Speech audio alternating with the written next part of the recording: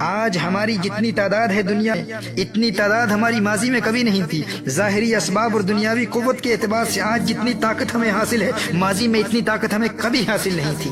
لیکن ماضی میں ہم حکومت کرتے تھے، ماضی میں ہم حاکم تھے، آج ہم محکوم کیوں ہیں؟ آج ہم مظلوم کیوں ہیں؟ آج 1.5 ارب سے زائد عددی قوت رکھنے والی مسلم دنیا، تمام تر دنیاوی وسائل رکھنے کے باوجود آج اس قدر قسم پرسی اور پسماندگی اور زبوں حالی کا شکار کیوں ہے؟ آج اسلحے کی قوت بھی ہے، فوجی قوت بھی ہے، آج 56 مسلم ممالک ہیں، ہر طرف مساجد ہی مساجد ہیں، درسگاہیں ہیں، علماء کی کثرت ہے، آج ہم ایٹمی طاقت ہیں، آج سب کچھ ہے۔ لیکن کیا وجہ ہے کہ وہ افرادی قوت کے اعتبار سے بہت کم ہونے کے باوجود وہ جہاں سے گزر جاتے تھے دشمنوں کے سینوں میں کپ کپی طاری ہو جاتی تھی، اور ہم جہاں سے گزرتے ہیں دنیا ہمیں دیکھ کر ہنستی ہے، ہمارا تمسخر اڑاتی ہے، ہماری تحقیر اور تذلیل کی جاتی ہے۔ آخر اس کی وجہ کیا ہے؟ فرق کیا ہے ہم میں اور ان میں؟ میرے دوستو، فرق صرف یہی ہے کہ وہ تعداد میں کم تھے لیکن ان کے پاس سجدوں کی لذت تھی، سجدوں کی قوت تھی۔ ہم تعداد میں بہت زیادہ ہونے کے باوجود سجدوں کی لذت سے محروم ہے۔ فرق یہی ہے۔ ہمارے پاؤں قبر میں ہے لیکن ابھی تک نہ خود عبادت میں استقامت، نہ خود سجدوں کی حقیقی لذت حاصل کر پائے، اور نہ ہی اپنی اولاد کے دلوں میں یہ جذبہ بیدار کر سکے۔ ماضی میں تعداد میں بہت کم تھے لیکن آخر وہ کون سی روحانی قوت تھی جو ہمیں توپوں سے لڑا دیا کرتی تھی؟ تھے ہم ایک تیرے مارکا آراؤں میں، خشکیوں میں کبھی لڑتے کبھی دریاؤں میں، دی آزانے کبھی یورپ کے کلیساؤں میں، کبھی افریقہ کے تپتے ہوئے صحراؤں میں، شان آنکھوں میں نہ جچتی تھی جہانداروں کی، کلمہ پڑھتے تھے ہم چھاؤں میں تلواروں کی۔ ہم جو جیتے تھے تو جنگوں کی مصیبت کے لیے، اور مرتے تھے تیرے نام کی عظمت کے لیے۔ تھی نہ کچھ تیغ زنی اپنی حکومت کے لیے، سر بکف پھرتے تھے کیا دہر میں دولت کے لیے۔ ٹل نہ سکتے تھے اگر جنگ میں اڑ جاتے تھے، پاؤں شیروں کے بھی میدان سے اکھڑ جاتے تھے۔ تجھ سے سرکش ہوا کوئی تو بگڑ جاتے تھے، تیغ کیا ہے ہم توپ سے لڑ جاتے تھے۔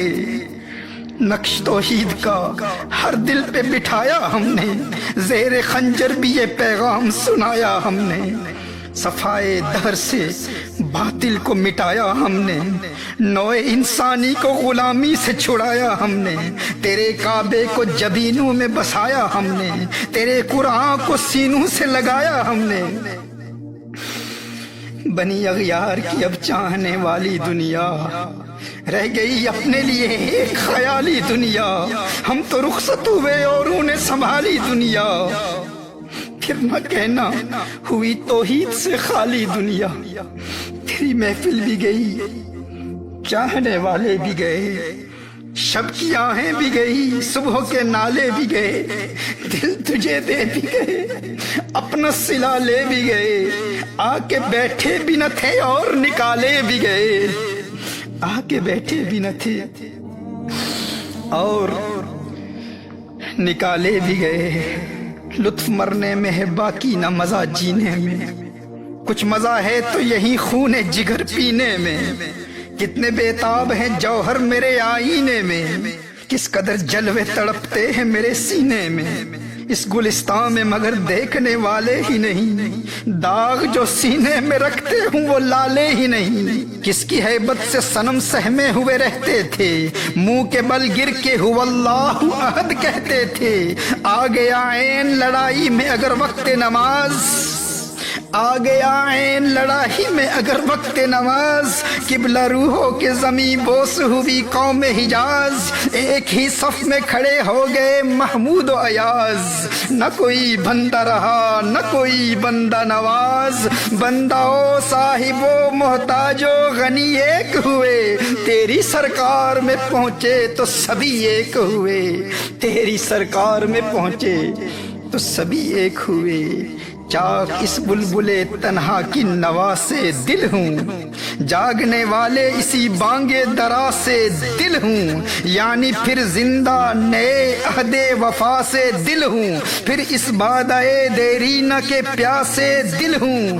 عجمی خم ہے تو کیا میں تو حجازی ہے، عجمی خم ہے تو کیا میں تو حجازی ہے، نغمہ ہندی ہے تو کیا لے تو حجازی ہے، نغمہ ہندی ہے تو کیا لے تو حجازی ہے۔ آج پوری دنیا کے مسلمانوں پر جو ظلم و تشدد ہو رہا ہے، ہماری ناکامی کا سبب کیا ہے اور ان کی فتح و کامرانی کا راز کیا تھا؟ وہ تعداد میں کم تھے لیکن پھر بھی دنیا میں چھائے ہوئے تھے۔ آخر کیوں؟ اس لیے کہ انہیں سجدوں کی لذت حاصل تھی۔ وہ 313 تھے لیکن جنگ کے میدان میں سجدے میں گر کر رب کو پکارتے تھے۔ وہ خلاق کائنات کی بارگاہ میں اپنی جبین نیاز خاک آلود کرنے کی لذت حاصل کرتے تھے۔ اپنے جسم کے 8 اعضاء کو زمین پر بچھا کر اپنی ناک اور پیشانی کو زمین پر رگڑتے ہوئے انتہائی عاجزی، تذلل، تضرع اور خشوع و خضوع کے ساتھ اپنی کمزوری اور اپنے ادنا ہونے کا اعتراف کرتے ہوئے سبحان ربی الاعلیٰ کے ترانے الاپتے، تمام جہانوں کے رب کی عظمتوں کا اعلان کرتے۔ تو یہ حضوری قلب والا سجدہ ایسے اللہ کے پیاروں کو معرفت حق کی منزلوں تک پہنچا دیا کرتا تھا۔ میرے دوستو، جنہیں سجدوں کی لذت سے روحانی قوت ملتی ہے وہ کبھی سجدہ قضا نہیں ہونے دیتے، اگرچہ وہ میدان جنگ میں ہوں، اور اسی لیے دنیا کی کوئی طاقت انہیں شکست نہیں دے سکتی تھی۔ انہی سجدوں میں وہ اللہ کو پکارتے اور اللہ کی غیبی مدد حالت جنگ میں نازل ہوتی، اور حالت جنگ میں بھی کبھی ان کا سجدہ قضا نہیں ہوتا تھا۔ وہ رب سے سجدے کی حالت میں راز و نیاز کی باتیں کیا کرتے تھے، اور ہم حالت امن میں بھی اپنے آرام دہ بستروں میں غفلت کی نیند سوتے رہتے ہیں، نہ خود بیدار ہوتے ہیں اور نہ اپنی نوجوان نسل کو سجدوں کی لذت سے روشناس کراتے ہیں۔ اگر آج تمام مسلم دنیا سجدے میں گر کر اس رب کو پکارے تو رب کعبہ کی قسم انقلاب آ جائے۔